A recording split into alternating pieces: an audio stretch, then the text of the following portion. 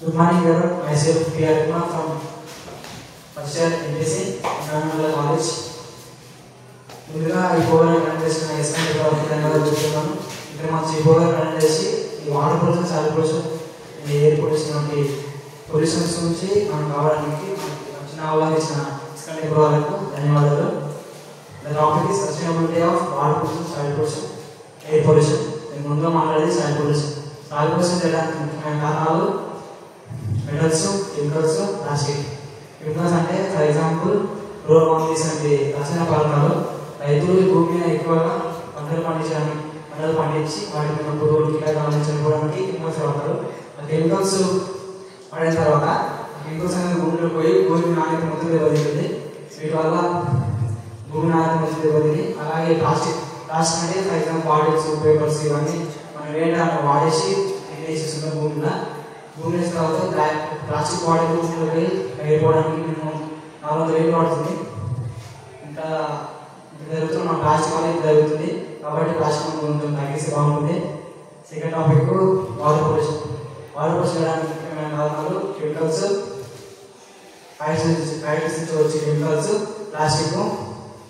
ఇవన్నీ వాటర్ మొత్తం పొల్యూట్ చేస్తుంది. ఫ్యాక్టరీస్ వచ్చే కెమికల్స్ మొత్తం డైరెక్ట్గా కొంతమంది డైరెక్ట్గా వాటర్ పోయి వాటర్ పొల్యూషన్ మొత్తం దెబ్బతింటుంది. మన ప్లాస్టిక్ మొత్తం ఎక్కడెక్కడ గాలి వచ్చి చెల్లవడడం ఇలాంటి చాలా జరుగుతుంటాయి. ఒక ప్లాస్టిక్ కవర్ చెల్లవడిన తర్వాత వాటి జీవరాశులన్నీ ఫుడ్ అనుకుని ప్లాస్టిక్ తిని చేపలు ఇవన్నీ చనిపోతుంటాయి. ప్లాస్టిక్ నుంచి కొన్ని వాడే టాబ్లెట్స్ ఇవన్నీ అన్నీ ఎక్స్పైర్ అయిన తర్వాత టాబ్లెట్స్ కొంతమంది భూమి తీసి కలుసుకుంటారు, కొంతమంది చెల్లవాడేస్తున్నారు. ప్లాస్టిక్ టాబ్లెట్స్ అన్ని చేపలు మనం వాడుకొని మన మీద ఇటు చూసినా ఈ వ్యక్తి మొత్తం అన్నీ ఉంటుంది. అందుకోసం ఈ ఫ్యాక్టరీస్, కెమికల్స్ దాన్ని తగ్గించి వేటి సాల్వ్ పొల్యూషన్ కూడా మనం న్యాచురల్ ఎరువులు వాడాలి. ఈ వాటర్ పొల్యూషన్ ఈ విధంగా అవుతుంది. సిటీలో కూడా వాటర్ పొల్యూషన్ చాలా మంది వాటర్ తాగి ట్యాబులు చెప్పేసి వాటర్ తాగి ట్యాబులు బడ్జెట్ అవుతున్నారు. చాలా విధాలు కూడా వాటర్ మొత్తం వేసేస్తుంది. మరి ఏంటంటే మనం వాటర్ కూడా కొన్ని పరిస్థితి వస్తుంది. దీనివల్ల మనం వాటర్ కూడా కాలంలో గాలి వస్తుంది. కాబట్టి మనం వాటర్ ఎంత చేస్తే మనకి మంచిది. Third topic air pollution. Air pollution అంటే మనకు భూమి మీద మనిషికి ఎక్కువ ఇంపార్టెంట్ అంటే ఏరియాలో మనిషి వెళ్ళలేడు. అలాంటివి మనం చాలా పొల్యూట్ చేస్తున్నాము.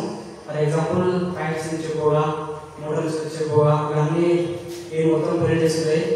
పొల్యూట్ చేసి మనకు పొల్యూషన్ మనం తీసుకొని మన ఊపిరితిత్తులు అన్ని ఖరాబ్ అయ్యి మనమే అనారోగ్యంతో చనిపోతూ ఉంటాం. మనం ఒక